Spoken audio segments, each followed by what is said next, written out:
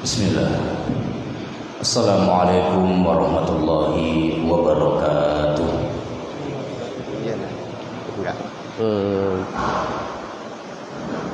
Tinggi ya. Enggak mau. Enggak mau. Ya udah begini aja. Alhamdulillah wassalatu wassalamu ala Rasulillah wa ala alihi wa ashabihi wa man tabi'ahum bi ihsanin ila yaumil qiyamah, amma ba'du.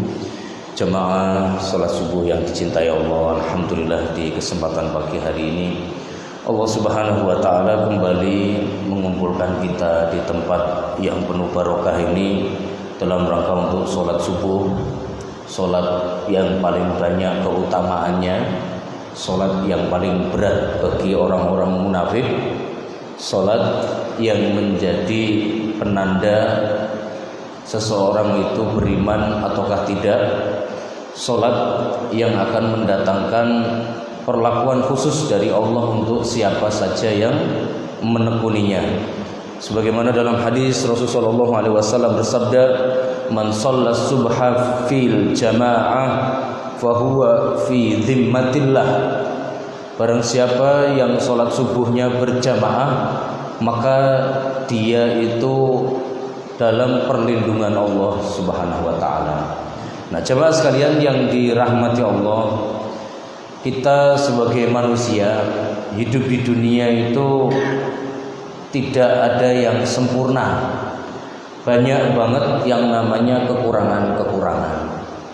Termasuk ketika kita berbicara dalam kehidupan bertetangga, ya, pasti ada saja hal-hal yang membuat kita itu nggak pas, nggak sreg, nggak cocok. Tapi karena memang kita Allah berikan kemampuan untuk ngalah, akhirnya kita bisa tetap bertahan, tinggal di rumah-rumah kita, bertetangga dengan orang-orang sekitar kita tanpa sedikit pun mengalami masalah, karena kita masih sanggup untuk mengalah, ya. Atau kadangkala orang lain yang mengalah juga buat kita. Yang jelas kita semuanya tidak ada yang sempurna. Nah, jemaah sekalian, kalau seandainya ada penawaran perumahan isinya semuanya orang baik, dari semua yang baik-baik yang ada di bumi, ya, tetangga kita Nabi Muhammad, Nabi Isa, Nabi Musa, Nabi Zakaria, Yahya. Terus nanti sebelah sononya lagi tetangga kita adalah Maryam, Asia, ya, Bilal bin Rabah, Yasir, Ashabul Ukhdud, ya. Atau mungkin di sekitar sononya lagi Hamzah, ya, para syuhada. Atau sekitar sononya lagi tetangga kita adalah orang-orang paling soleh sepanjang sejarah Islam. Kira-kira kalau ada perumahan seperti itu, ya, bakal seperti apa ya indahnya kehidupan, ya. Itu semuanya akan terjadi kalau kita nanti di akhirat bergabung bersama kafilah mereka, ya. Kita akan bertetangga satu komplek, satu wilayah yang isinya semuanya orang baik. Wa hasuna ulaika rafiqa. Mereka adalah sebaik-baik teman, ya, yang ada di sekitar kita. Nah, jemaah sekalian yang dirahmati Allah, Nabi Muhammad SAW telah memberitahu kita bagaimana caranya biar kita bisa dapat tinggal di perumahan tersebut, ya, perumahan di surga di akhirat yang diisi oleh manusia-manusia terbaik, bertetangga di sana semuanya bahagia, tidak saling menyakiti, tidak ada lagi iri dengki, satu sama lain saling menghargai, satu sama lain saling memuji, satu sama lain saling mengapresiasi. Tidak ada pertengkaran, tidak ada pertikaian, tidak ada perselisihan. Semuanya rukun, semuanya bersaudara. Ya. perumahan itu benar-benar ada, dan Nabi Muhammad telah menunjukkan kepada kita cara dan jalan untuk mendapatkannya, yaitu kita harus sebisa mungkin mengusahakan untuk apa? Untuk bisa menjadi tetangganya Nabi Muhammad. Ya, di sekitar beliaulah nanti akan ada banyak sekali orang-orang baik yang ada di sana. Ya, nah jemaah sekalian yang dirahmati Allah, keinginan seorang muslim untuk bisa melihat Nabi Muhammad, ya, ketemu Nabi Muhammad, dan juga keinginannya untuk dekat dengan Nabi Muhammad, itu merupakan ciri iman yang benar. Makanya di dalam hadis Nabi Muhammad bersabda, inna asyadda ummati hubban li yawaddu ahaduhum law yarani bi ahlihi wa malihi.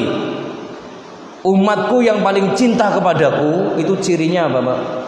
Pengen banget ketemu aku, ngelihat aku, walaupun harus mengorbankan anak istri sekalipun, walaupun harus mengorbankan suami dan anak-anak sekalipun kalau itu perempuan. Jadi kalau seandainya iman kita benar, kita ini akan rindu dan pengen banget ketemu sama Nabi Muhammad. Itu salah satunya. Ya. Jadi kita sebagai seorang muslim tentu penasaran. Manusia yang paling sayang kita, yang paling peduli kita, yang rela mengorbankan masalah pribadi demi kita, yang terus memintakan ampun tiap malam untuk kita, itu kira-kira seperti apa ya orangnya, begitu ya? Pasti penasaran. Disinilah dulu maka para sahabat Nabi itu, Pak, rela meninggalkan apapun biar tetap dekat bersama Rasulullah. Ya, Suhaib Ar-Rumi itu bisnisnya di Mekah udah lancar, tapi ketika hijrah beliau ingin tetap bersama Rasul, bisnisnya ditinggal. Ya, banyak sekali para sahabat itu yang mereka udah punya perusahaan-perusahaan di Mekah. Ketika mereka harus hijrah, semuanya ditinggalkan begitu saja. Bahkan istri pun ditinggalkan, Pak. Ada ya, sahabat-sahabat yang istrinya pun ditinggal, biar mereka tetap bisa bersama Rasulullah. Karena memang bersama Nabi Muhammad itu sebuah kenikmatan tersendiri menurut para sahabat. Ya, disinilah maka dalam Sahih Bukhari dijelaskan, ada riwayat dari Muhammad bin Sirin, beliau menyampaikan di rumah kami itu ada sehelai rambut Nabi Muhammad. Hiya ahabbu ilaina minad dunya wa ma fiha. Sungguh rambut sehelai yang ada di rumah kami, rambut milik Rasulullah itu lebih kami sukai daripada dunia dan seisinya sekalipun. Jadi mereka ketika kangen Nabi Muhammad itu melihat rambutnya, Pak. Ya, disimpan di botol, ini rambutnya Nabi Muhammad. Tapi itu zaman dulu. Zaman Muhammad bin Sirin itu berarti ya masih ketemu sahabat Nabi. Artinya kalau mereka bilang ini rambut Nabi, ya rambut beneran. Ya, kalau sekarang nggak bisa. Jenengan mau nyari rambut Rasulullah nggak bakalan ketemu dimanapun ya. Jadi nggak usah percaya. Apalagi kalau dijual di toko online, jual rambut Rasulullah, nggak usah percaya. Ya, udah pasti bohongnya itu. Ya, seperti itu diambilkanlah rambutnya siapa. Ya, ada yang jual sendalnya Rasulullah, nggak usah percaya. Ada yang jual jubahnya Rasulullah, nggak ada.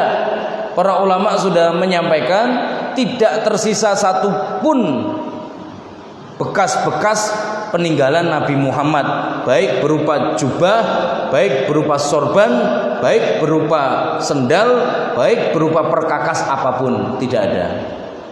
Ya, semua yang ada sekarang itu sudah ya merupakan palsu dan rekayasa. Ya.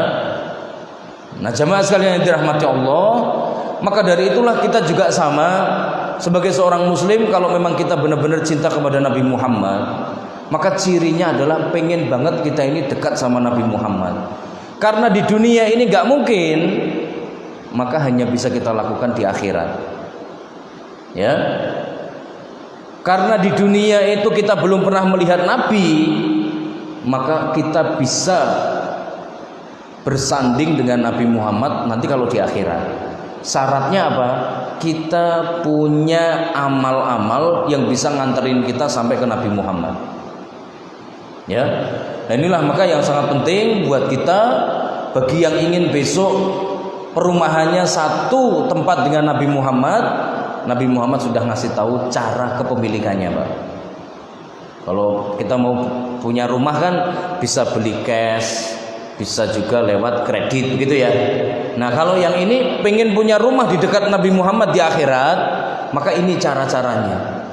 Ya, sekali lagi kita belum pernah melihat Nabi, tapi bukan tidak ada jalan untuk bisa serumah, seperumahan dengan Nabi Muhammad. Ya, makanya Nabi Muhammad SAW menyampaikan, Tuba liman yaroni wa amanabi. Sungguh beruntung orang yang sempat melihat aku lalu beriman. Ya, pernah ketemu Nabi beriman, beruntung, Pak. Tapi kata Nabi Muhammad, summa tuba, summa tuba, summa tuba. Tapi lebih beruntung lagi, beruntung lagi, beruntung lagi, man lam yaroni wa amanabi. Orang yang belum pernah melihat aku tapi dia beriman kepadaku. Itu lebih dahsyat lagi, kata Nabi Muhammad. Ya, Nabi Muhammad SAW, ya, beliau menyampaikan kepada para sahabat hal tersebut. Sehingga kadang para sahabat itu iri sama umat-umat akhir zaman. Ya, mereka bisa-bisanya nanti di hari kiamat bisa dekat dengan Nabi Muhammad. Padahal jaraknya sangat jauh. Ya, nah, disinilah maka penting bagi kita untuk memahami apa kira-kira yang bisa membuat kita besok di akhirat masuk surga dekat dengan Nabi Muhammad. Itu yang sangat kita butuhkan. Nah, jemaah sekalian yang dirahmati Allah, yang pertama yaitu taati Allah, taati Rasul. Ini jalan pertama kalau mau ya besok satu perumahan dengan para nabi, para syuhada, siddiqin dan orang-orang soleh. Syarat pertamanya harus mentaati Allah, mentaati Rasul. Sebagaimana dalam hadis riwayat Imam At-Tabrani, ada seorang sahabat yang bernama Thauban. Beliau pada waktu itu menemui Nabi Muhammad dengan keadaan badannya kurus, kerempeng dan kering. Padahal tahun sebelumnya gemuk dan seger. Maka pada waktu itu Nabi Muhammad bertanya, "Wahai Thauban, kamu kenapa? Kenapa jadi kurus seperti ini?" Maka Thauban menjawab, "Wahai Rasulullah, saya itu rindu banget ingin ketemu Anda, tapi belum keturutan kecuali hari ini. Tapi hari ini saya lebih sedih lagi." "Apa yang kamu sedihkan?" "Wahai Rasulullah, kalau nanti aku mati, apakah aku bisa ketemu Anda lagi? Karena amalku sedikit sedangkan amal Anda sangat banyak." Ibaratnya kalau engkau sholat malam itu sampai kakimu pecah-pecah dan bengkak, sedangkan kami sholat malam pun masih ogah-ogahan. Mungkinkah besok di akhirat ketemu lagi wahai Rasulullah? Ya, maka Nabi Muhammad SAW membacakan surat An-Nisa ayat 69 tadi. Wa may yuti'illaha war rasul fa ulaika ma'al ladzina an'amallahu 'alaihim minan nabiyyin was-siddiqin was-syuhada was-shalihin wa hasuna ulaika rafiqa. Siapa yang mentaati Allah dan mentaati Rasul, maka kelak dia akan dikumpulkan bersama para nabi, para siddiqin, syuhada dan orang-orang soleh. Merekalah sebaik-baik teman hidup sekitar kita. Gitu ya. Jadi itu merupakan tempat yang terindah. Kita bisa melihat manusia-manusia terbaik yang Allah ciptakan ada di sekitar kita. Jadi yang pertama kalau pengen bisa dekat dengan Nabi Muhammad pada hari kiamat, pastikan yang pertama apa? Sejak di dunia taati Allah, taati Rasul. Ya. Kalau mentaati Allah itu gampang, Pak. Rumusnya cuma dua. Yang pertama, la yukallifullahu nafsan illa usaha. Taati Allah semampumu. Allah nggak akan membebani melebihi kemampuanmu. Ini taat pada Allah. Yang kedua, taat kepada Allah Subhanahu wa taala itu adalah fattaqullaha mastata'tum. Taatilah Allah semampu kalian. Ini. Silahkan. Ya. Itu cara mentaati Allah. Bagaimana cara mentaati Nabi Muhammad? Taati Nabi Muhammad, ma amartukum bihi fa'tu minhu mastata'tum. Apapun yang aku perintah, jalankan semampu kalian. Wa ma nahaitukum anhu fantahu. Apapun yang aku larang, tinggalkan. Hanya itu doang ya. Itu bisa mengantarkan kita menjadi apa? Menjadi tetangga-tetangga Nabi Muhammad. Betapa bangganya kita ya.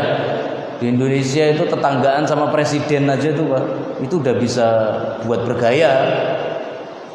Tetanggaan sama konglomerat ikutan bergaya. Tetanggaan sama pejabat ikutan bergaya. Kira-kira bagaimana kalau kita bertetanggaan dengan orang-orang terbaik yang Allah ciptakan, penghuni surga yang paling tinggi? Maka tentu ini adalah lebih membahagiakan lagi di akhirat. Gak sekedar masuk surga, tapi juga ada tambahan bahagia karena dekat dengan orang-orang yang terbaik yang Allah ciptakan. Nah, jadi yang pertama syaratnya adalah taati Allah, taati Rasul. Setiap kali Allah menyampaikan apapun dan Nabi Muhammad menyuruh apapun, sami'na wa ata'na. Ya. Makin kita tidak pernah membantah Rasulullah, berarti makin dekat nanti kita dengan Nabi Muhammad. Ini syarat paling awal kalau pengen bertetangga dengan Nabi Muhammad. Nah, kemudian yang kedua, jamaah sekalian yang dirahmati Allah, apa yang bisa membuat kita kelak bisa bertetangga dengan Nabi Muhammad, bisa dekat dengan Nabi Muhammad, yaitu ya, kita semuanya berusaha sebisa mungkin, ya, semaksimal mungkin, ya, untuk mencintai Nabi Muhammad. Karena dulu para sahabat juga bertanya, wahai Rasulullah, kami takut kalau nanti berpisah dengan Anda. Apa yang harus kami lakukan? Kami itu cinta betul sama Anda. Sedangkan kami amalnya beda betul dengan Anda. Maka kata Nabi Muhammad, almar'u ma'aman ahab. Seseorang akan bersama yang dia idolakan, yang dia cintai. Ya. Jadi kalau kita ini benar-benar cinta Nabi Muhammad, pasti akan ketemu. Makanya hati-hati jadi orang Islam, jangan pernah mengidolakan penduduk neraka. Ya, jangan pernah mengidolakan orang kafir. Ya, jangan pernah sekalipun mengidolakan calon-calon penghuni neraka jahanam. Kenapa? Sebab setiap manusia dikumpulkan bersama yang dia cintai. Kalau kita ngefans sama orang kafir, dikumpulkan. Naudzubillah. Ngefans sama ahli maksiat, reuni. Ngefans sama artis-artis yang mungkin barangkali banyak melakukan dosa dan maksiat, ya kelak akan dikumpulkan di tempat yang sama. Maka dari itulah sebagai seorang muslim jangan pernah ngefans atau mencintai ya orang-orang yang nantinya kita perkirakan bakal masuk neraka. Nah, disinilah maka jamaah sekalian yang dirahmati Allah, ya, Nabi Muhammad SAW menjanjikan siapapun yang cinta beliau pasti akan hidup bersama beliau di akhirat. Cuman ada syaratnya. Cintanya harus seperti apa? Ini yang penting. Karena pada waktu itu Umar bin Khattab datang lalu menyampaikan, wahai Rasul, aku mencintaimu. Ya, cinta pada Anda saya ini. Maka Rasul bertanya, seperti apa coba cintamu? Ya pokoknya engkau lebih aku cintai melebihi orang tuaku dan anak-anakku dan istriku. Bagaimana dengan dirimu? Kamu lebih sayang dirimu apa lebih sayang aku? Umar bin Khattab menjawab, saya masih belum bisa. Saya masih sayang diri sendiri. Berarti belum cinta itu. Ya, wahai Rasulullah, baik. aku lebih mencintaimu melebihi diri sendiri. Maka pada waktu itulah Nabi Muhammad menyampaikan, al-an ya Umar, ini baru cinta wahai Umar. Jadi cinta kepada Nabi itu harus ngalahin apa Pak? Cinta diri sendiri. Nah, ini maka dalam hal inilah kalau disingkat dari banyak hadis, la yu'minu ahadukum hatta akuna ahabban nasi ilaihi min waladihi wa walidihi wa ahlihi wa malihi wan nasi ajma'in. Nabi Muhammad menyampaikan, kalian cintanya belum dianggap benar sampai kalian lebih mencintai Nabi melebihi anak kalian, orang tua kalian, istri atau pasangan hidup kalian, ya, harta kalian, termasuk lebih mencintai Nabi Muhammad dibanding siapapun manusia di bumi. Kalau cintanya seperti itu, insya Allah besok akan kumpul bener Pak. Saya kadang melihat, masya Allah ya, naudzubillah, di kehidupan kita ini banyak sekali orang-orang yang ketika ngefans sama pujaannya itu Pak, itu mereka semuanya cintanya benar-benar all out Pak, meniru apapun yang dilakukan oleh yang dia cintai.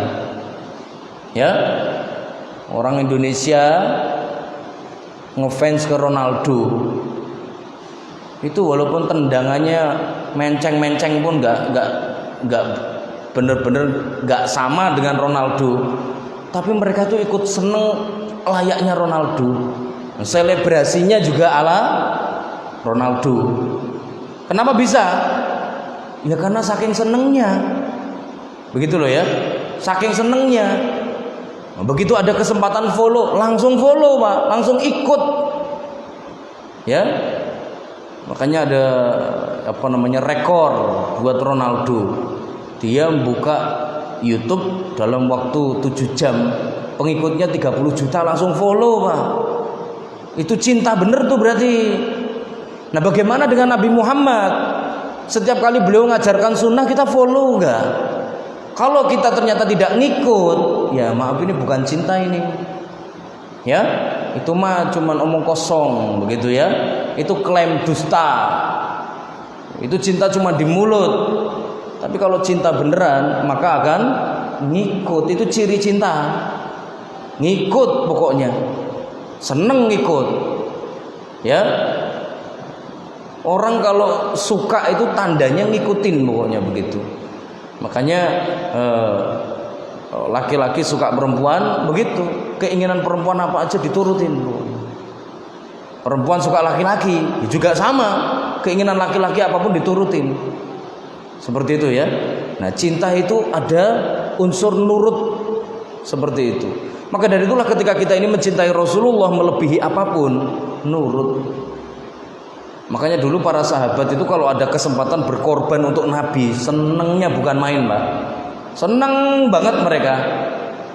Ya, pada waktu perang Uhud Nabi Muhammad masuk ke prosok di dalam lubang, lalu beliau mau ditombak sama seorang budak yang bernama Ibnu Kumai'ah. Pada waktu itu para sahabat langsung dengan sigap buat barisan di depan beliau Pak. Nah, ada yang kena bacok, ada yang kena tombak, ada yang kena panah, para sahabat. Dan semuanya senang-senang karena mereka bisa melindungi Rasulullah. Ketika Nabi Muhammad dalam perang Badar, itu para sahabat menyampaikan, Rasulullah, Anda jangan ikut perang, biar kami aja yang maju. Tolong Anda di tempat yang paling atas, paling tinggi, kami yang maju, biar kami yang melindungi. Itu dulu seperti itu.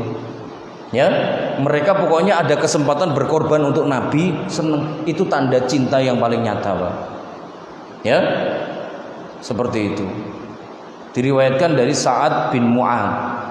Ketika Nabi Muhammad sampai di kota Madinah, beliau nggak bawa duit sepeser pun.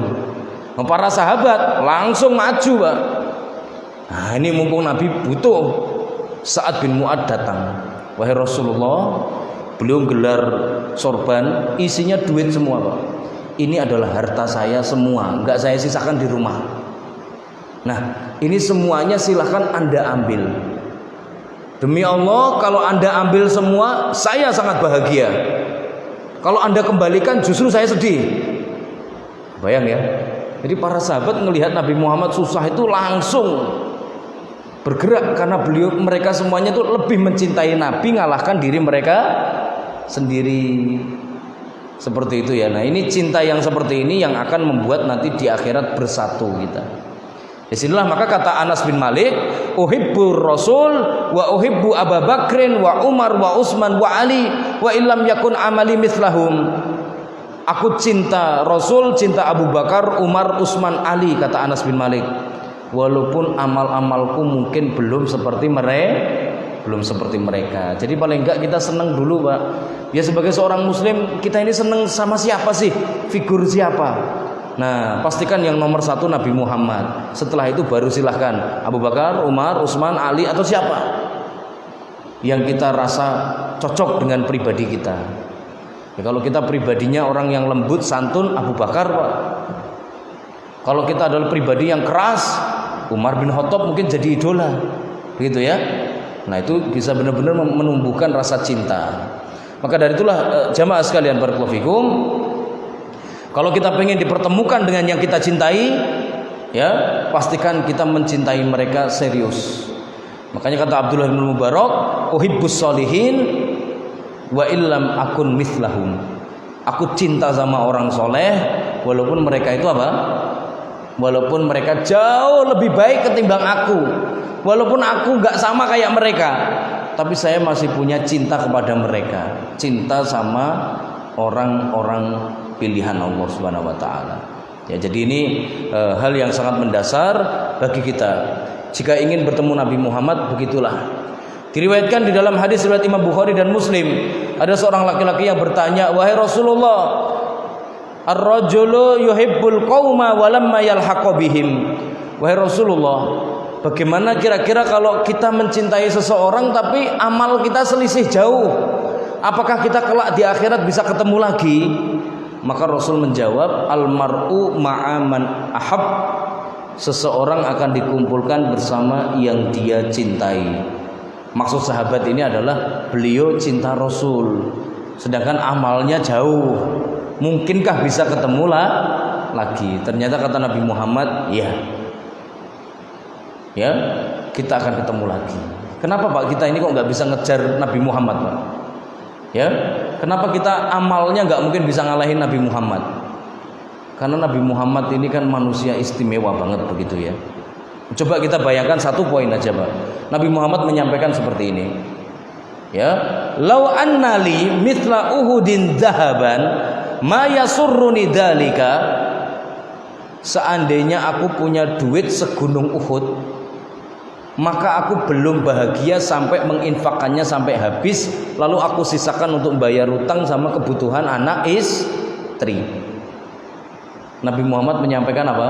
Seandainya saya punya gunung Uhud itu emas, maka aku nggak akan bahagia sebelum menginfakkan semuanya, hanya tersisa untuk bayar utang sama nafkah keluarga.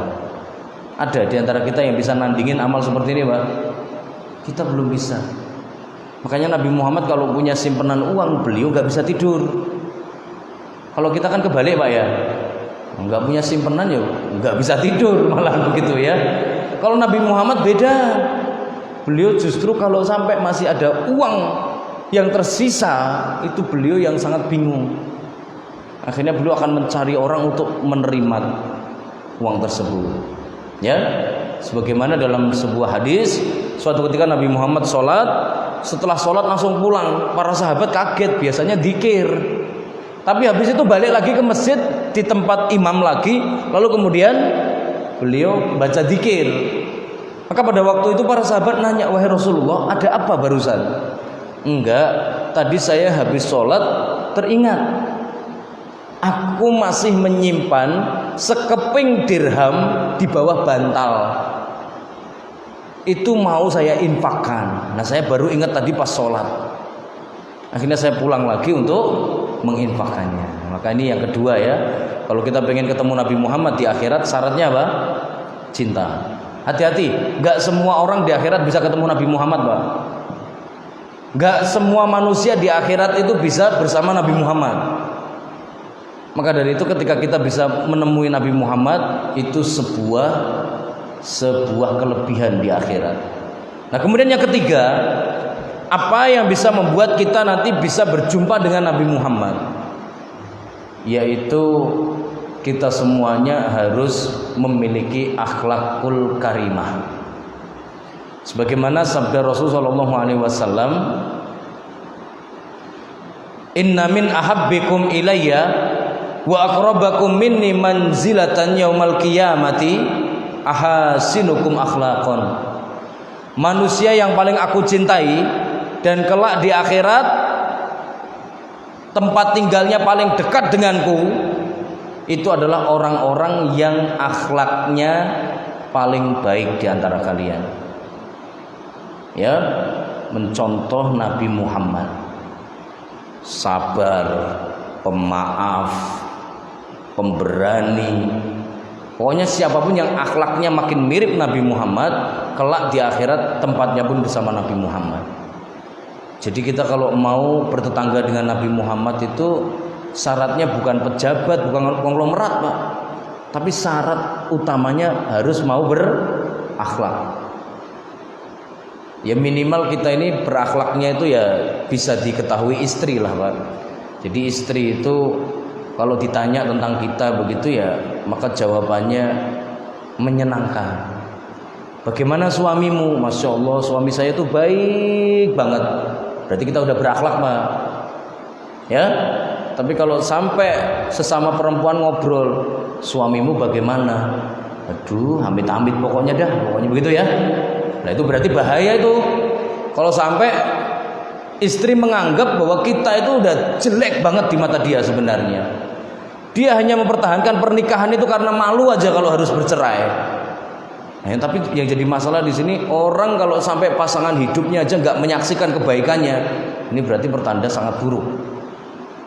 Sama seorang suami juga begitu, ketika ditanya akhlak istrinya bagaimana, kalau dia menjawab istri saya itu baik banget, dia itu wanita yang Allah kirimkan buat saya spesial untuk membahagiakan saya, Masya Allah ya. Tapi kalau sampai suami ditanya gimana istrimu begitu ya, udah nggak usah nanya ya. Kalau tahu malampir ya malampir begitu ya. Wah ini berarti masalah ini ya. Jadi artinya apa ya bapak-bapak ibu-ibu sekalian yang dirahmati Allah, kita semuanya minimal disaksikan akhlak kita itu oleh orang terdekat. Nah habis itu anak kita, habis itu sanak famili kita, tetangga kita. Nanti pada puncaknya semua orang yang pernah ketemu kita itu semuanya menjadi saksi. Jangan sampai ketemu cuma sekali dongkolnya gak hilang-hilang. Ketemu cuma sekali padahal itu berarti akhlaknya jelek. Ya, sampai-sampai kadang kita sering dengar ya ada orang bilang kalau ketemu lagi saya pentung itu orang, begitu ya. Ini berarti akhlaknya sangat jelek. Sampai-sampai sudah niat, Pak. Untung ketemu cuma sekali, ketemu lagi, awas kamu, ya. Ini berarti akhlaknya jelek. Kita kadang-kala tidak bisa lupa, Pak, sama keburukan orang, Pak. Ya. Ketemu cuma sekali tapi bekas seumur hidup kejelekannya, Pak. Nah itu jadi dosa yang sangat mengerikan itu. Ya, naudzubillahi min dzalik. Seperti itu ya. Jangan sampai ya. Kalau bisa itu kita ketemu sekali, orangnya berkesan, diceritain terus begitu sebagai orang baik, begitu ya. Harapan kita seperti itu. Ketemu cuma sekali tapi langsung berkesan. Kita ini adalah orang yang berakhlak. Nah itu besok dekat sama Nabi Muhammad itu. Nabi Muhammad itu siapapun yang ketemu beliau satu kali aja langsung pulang bawa cerita indah. Diriwayatkan oleh Imam Bukhari, suatu ketika ada seorang laki-laki dari pedalaman datang ke Madinah, langsung tiba-tiba ngelihat sorbannya Nabi Muhammad cakep, Pak, diambil. Muhammad buat saya. Itu para sahabat semuanya udah mau marah. Maka Nabi Muhammad SAW tersenyum sambil menyampaikan, iya silahkan kamu ambil. Ya, habis itu orangnya pulang. Di kampung dia bilang, wah Muhammad itu orangnya baik. Kemarin saya minta ini dikasih. Itu pun ngasihnya sambil senyum. Ya, akhirnya sekampung masuk Islam, Pak. Orang pedalaman. Ya, jadi barokah daripada akhlak mulia, seneng banget gitu. Ketemunya cuma sekali, tapi rasa bahagianya nggak hilang-hilang. Pengen ketemu dia lagi, pengen membalas kebaikannya gitu loh, Pak. Nah, kalau ada orang seperti itu berarti itu benar-benar berakhlak mulia, Pak. Saya yakin ada ya manusia-manusia yang ingin kita temui lagi untuk kita apa? Untuk kita balas kebaikannya. Itu berarti orang yang akhlaknya mulia. Tapi kalau orang kita pengen ketemu lagi, pengen balas keburukannya, berarti ini dolim. Berarti ini orang tidak berakhlak. Ya. Nah, maka jemaah sekalian barakallahu fikum, akhlak kita kelak bisa menyelamatkan kita. Maka pastikan kita perbaiki. Ya. Bagaimana kita bisa lebih empati, peduli, penyayang, pemaaf, penyabar. Itu semuanya menjadi apa? Akan berubah menjadi prestasi-prestasi nanti di akhirat. Ya, akhlak mulia. Jadi jangan sampai ya ketemu sekali enggak hilang-hilang begitu.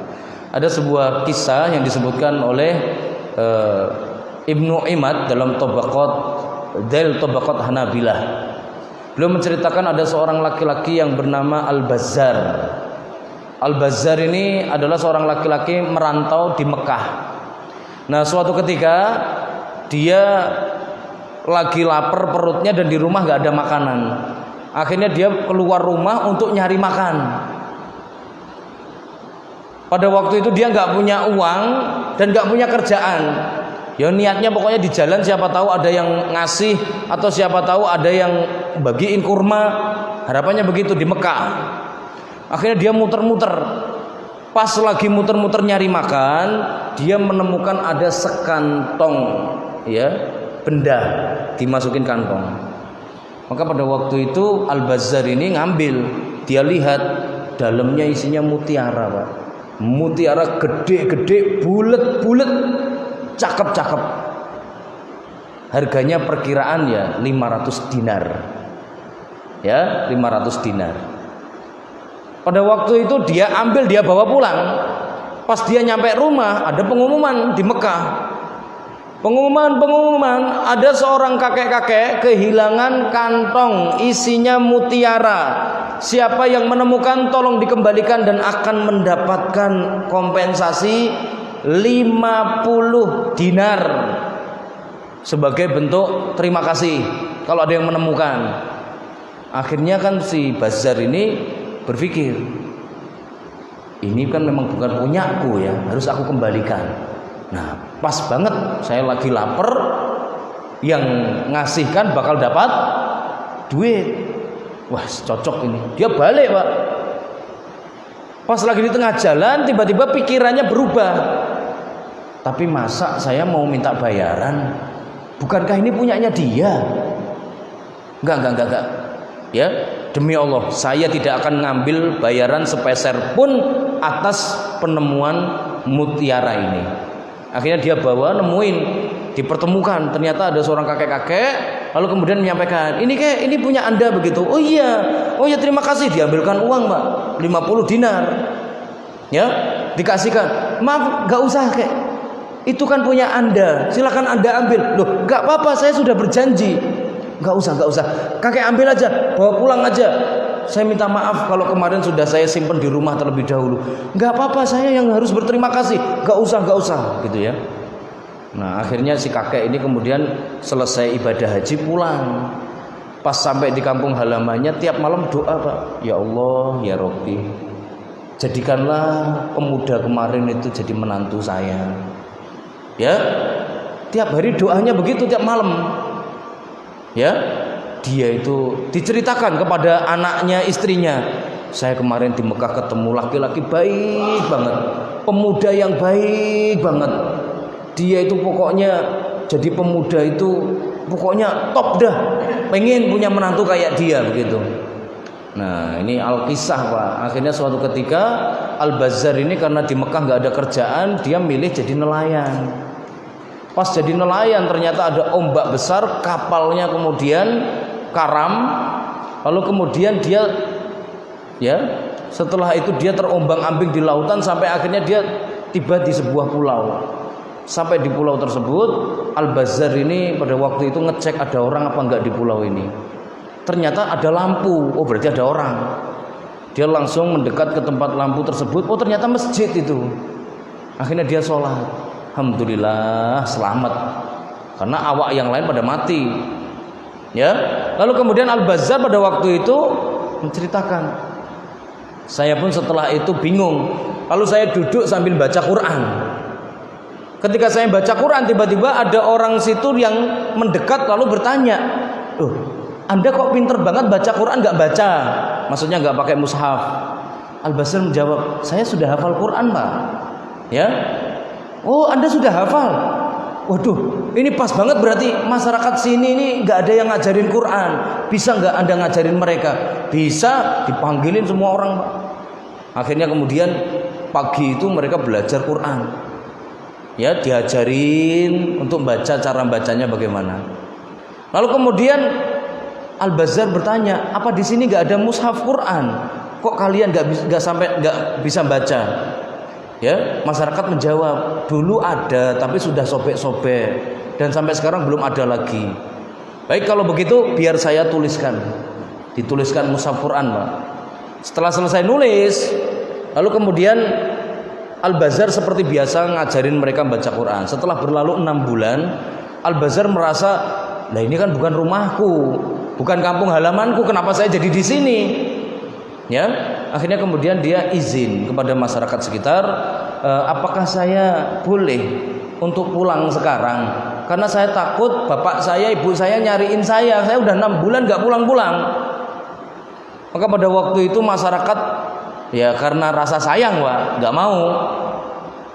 Ya, waduh, ini anak kalau pulang sini kekurangan ini guru seperti ini. Akhirnya dicarikanlah cara, Pak, dinikahkan sama orang situ aja, begitu ya. Seperti itu. Akhirnya disuruh milih, "Coba kamu milih mana ya anak perempuan di sini yang kamu sukai. Ayo, kamu boleh menikah dengan mereka." Ya, silakan dipilih.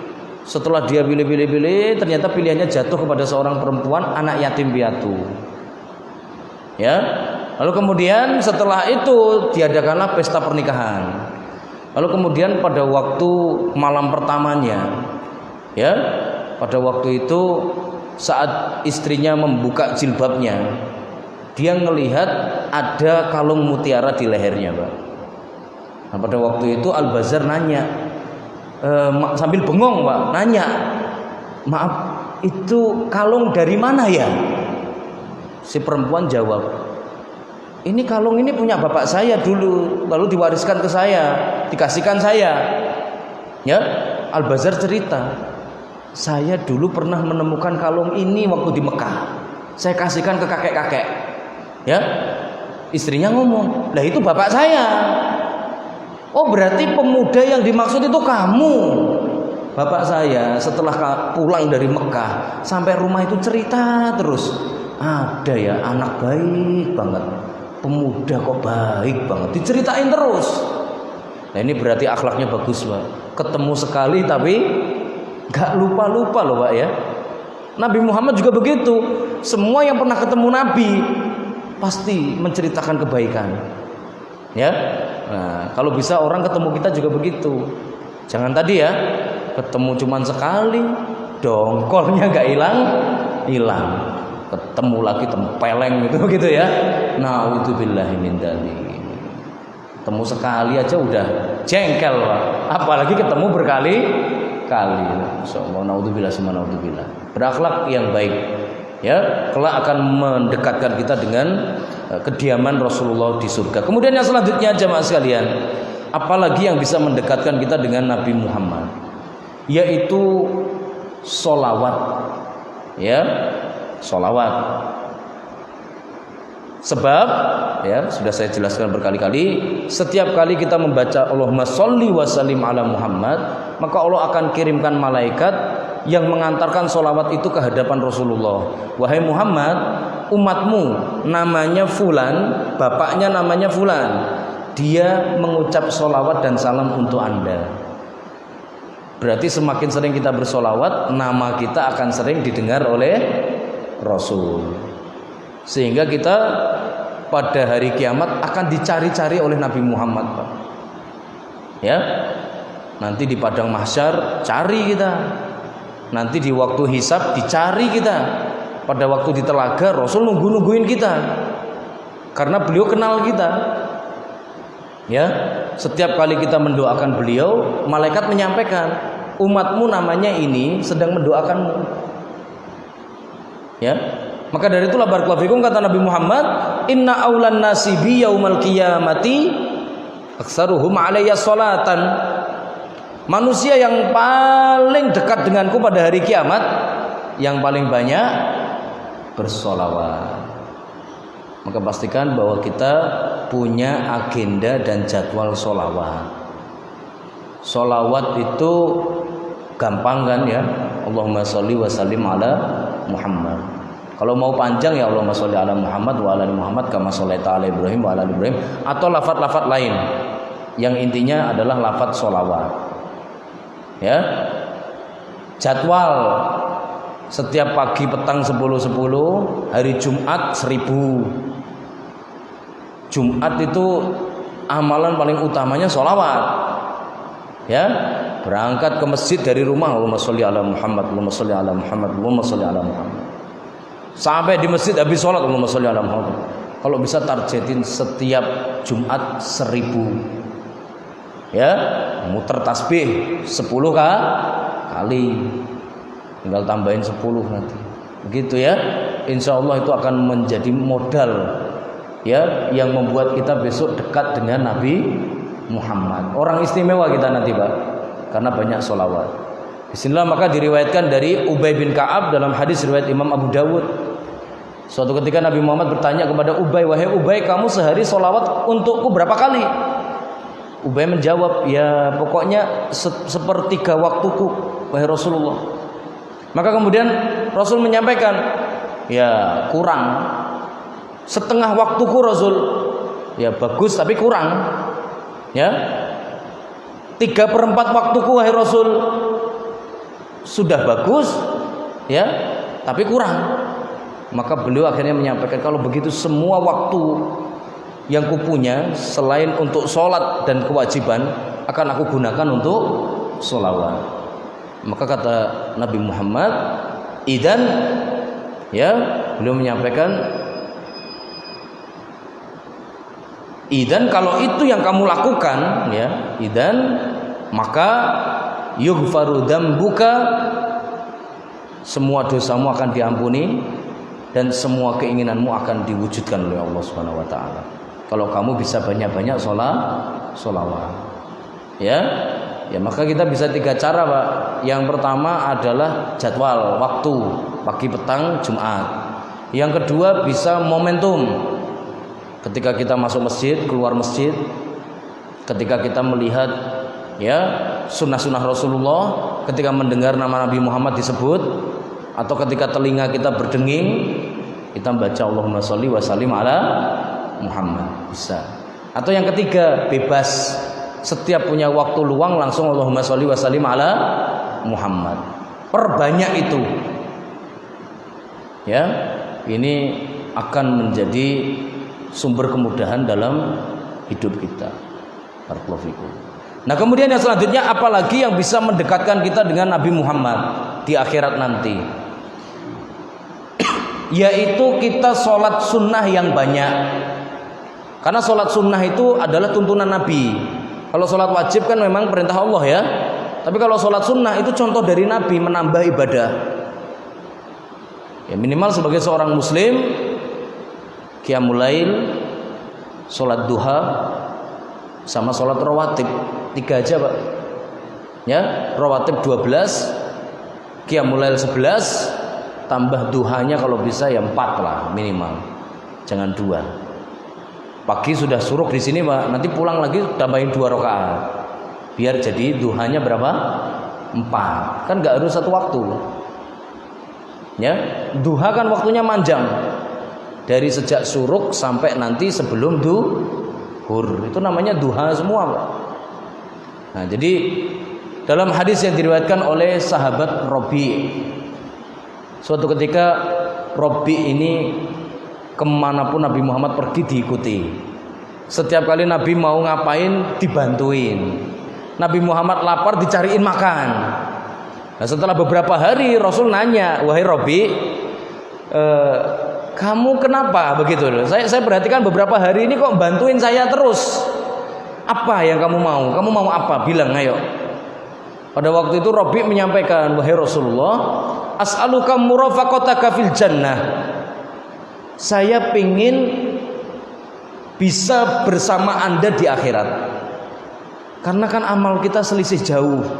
Makanya saya ingin bagaimana caranya biar besok bersama Anda. Makanya saya ngikutin Anda terus dari kemarin. Maka kata Rasulullah, a'inni ala nafsika bikathratis sujud. Bantulah aku mewujudkan impianmu, yaitu besok di akhirat tinggal di dekatku. Dengan cara apa? Banyak-banyak bersujud. Ya, banyak-banyak bersujud. Orang yang makin banyak bersujud, maka akan semakin dekat dengan Nabi Muhammad. Kemudian apalagi yang bisa membuat kita semakin dekat dengan Nabi Muhammad nanti di akhirat? Ya, jemaah sekalian yang dirahmati Allah, ya, yaitu kita berdoa. Memang dari dunia sudah minta, ya Allah, tempatkanlah aku besok di akhirat di dekat Nabi Muhammad. Ya, siapa yang punya doa seperti itu, sering minta, maka itu juga bisa mengantarkan bertetangga dengan Nabi Muhammad. Dan yang terakhir, apa yang bisa mengantarkan kita dekat dengan Nabi Muhammad di akhirat, yaitu mengurus anak perempuan dengan penuh perhatian. Jadi kalau kita sama Allah dikasih anak perempuan, tolong diurus, dijagain yang benar. Itu besok membuat kita dekat sama Nabi Muhammad. Karena Nabi Muhammad itu anak-anak beliau semuanya perempuan, ya. Nabi Muhammad gak punya anak laki-laki yang hidup sampai gede. Anak beliau yang laki-laki sudah meninggal sejak kecil. Ya, beliau itu ngurusin putri-putrinya, yaitu anak perempuan. Maka siapa yang punya anak perempuan diurus layaknya Nabi Muhammad mengurus anak-anaknya, kelak di akhirat, ana wa huwa kahataini fil jannah. Saya dan dia besok di akhirat seperti ini. Sangat dekat. Ya. Dan memang ngurus anak perempuan itu beda dengan ngurus anak laki-laki. Ya. Sebab yang pertama perempuan itu kan perasaannya. Ibaratnya gini Pak, kalau kita punya anak laki-laki itu insya Allah nangisnya jarang. Tapi kalau punya anak perempuan dikit-dikit nangis. Ya, sekolah dikatain temennya pulang nangis, itu anak perempuan. Tapi disitulah siapa yang bisa menemani perempuan itu nanti sampai balik, sampai menikah dan berhasil menyelamatkannya dari berbagai godaan dunia, maka itu kelak akan bersanding bersama Nabi Muhammad. Ya, nah, maka jemaah sekalian yang dirahmati Allah, mari kita jaga. Hari ini zamannya mengerikan, Pak. Ngeri banget. Saya kalau membaca berita itu sampai-sampai ya Allah, ya Rabbi. Ini dunia kenapa jadi semakin mengerikan buat anak-anak kita? Ya, zaman sekarang itu sangat mengerikan. Kejadian yang sangat mengerikan terjadi di Demak. Itu bisa-bisanya anak sekelas itu loh Pak, melakukan perzinaan di depan teman-temannya, itu gak malu Pak. Naudzubillah summa naudzubillah. Itu bagaimana kira-kira perasaan kita sebagai seorang muslim melihat berita seperti itu? Atau yang di daerah Tangerang beberapa waktu yang lalu, ada seorang anak SD disekap lalu kemudian dizinai beberapa anak SMP. Naudzubillah summa naudzubillah. Itu kehidupan. Maka kita sebagai seorang, ya, terkhusus sebagai bapak lah, laki-laki, tolong anak perempuannya dijagain, auratnya ditutupin, ya, auratnya ditutupin. Makanya di dalam Islam itu Pak, dulu perempuan itu baru keluar rumah kan cuman berapa? 2 momen kan ya, Idul Fitri, Idul Adha, sama pada waktu istisqa. Itu doang perempuan itu keluar rumah. Jadi yang namanya perempuan itu di rumah terus gak pernah keluyuran. Baru keluar kalau Idul Fitri, Idul Adha, ditambah satu lagi waktu sholat istisqa, karena semuanya suruh keluar tobat. Nah makanya jangan sampai lah, naudzubillah. Kadang-kala saya kalau lagi berangkat ke sini juga di jalan-jalan itu banyak banget anak-anak perempuan. Padahal kan udah pagi, Pak. Nah, itu orang tuanya gimana begitu ya? Hati-hati. Anak perempuan itu titipan dari Allah. Bisa jadi dia akan menjadi penghalang dari api neraka, tapi bisa juga merosokin orang tuanya ke neraka balik. Makanya dijaga sebisa mungkin, dirawat dengan seperhatian mungkin. Terkhusus persoalan aurat, tolong kita sebagai orang tua suruh anak kita menggunakan jilbab, jangan sampai nggak pakai. Pada hari kiamat berat urusan kita, Pak. Ma min abdin yastar'ihillahu ala ra'iyatin famata yauma yamutu wa huwa ghasin illa lam yajid ra'ihatal jannah. Siapapun yang dikasih amanah dalam keluarga, lalu kemudian dia tidak memberikan perhatian, dia terlantarkan, nggak diurus, maka pada hari kiamat tidak akan mencium baunya surga. Makanya pastikan anak perempuan itu karunia. Ya, kata Rasulullah SAW, la takrahu al-banat, jangan pernah benci anak perempuan. Ya, fa innahunnal mu'nisatul ghaliyat, karena anak perempuan itu menyenangkan dan juga sangat berarti dalam hati. Ya, makanya harus dididik lebih ya serius supaya nanti akan menjadi apa? Akan menjadi sosok yang menyenangkan kita saat kita nanti sudah semakin dewasa, saat kita nanti sudah semakin tua, saat nanti kita sudah semakin senja. Ya, jangan sampai anak perempuan kita berikan kebebasan sampai akhirnya lupa sama orang tua, lupa sama rumahnya. Ya, naudzubillah min dzalik. Jemaah sekalian yang dirahmati Allah, itulah mungkin beberapa amal ya, barangkali sebenarnya masih ada banyak lagi mungkin pintu-pintu lain untuk memiliki perumahan di dekat Nabi Muhammad, seperti mengurus anak yatim dan lain-lain ya. Insya Allah itu sudah cukup ya sebagai jalan dan cara kita untuk bisa ya mendapatkan kehidupan yang terbaik nanti di akhirat. Wallahu a'lam bishawab. Mudah-mudahan Allah Subhanahu wa taala memberikan kepada kita semuanya ya amal soleh yang banyak, dan kelak kita dikumpulkan bersama Nabi Muhammad, dekat dengan Abu Bakar, Umar, Utsman, Ali, bisa melihat para nabi, bisa melihat para siddiqin, bisa melihat para syuhada, dan juga bisa bertemu dengan orang-orang soleh. Amin ya rabbal alamin. Jazakumullahu khairan wa baraka fikum. Kita akhiri pertemuan kita dengan kafaratul majlis. Subhanakallahumma wa bihamdika asyhadu an la ilaha illa anta astaghfiruka wa atubu ilaik.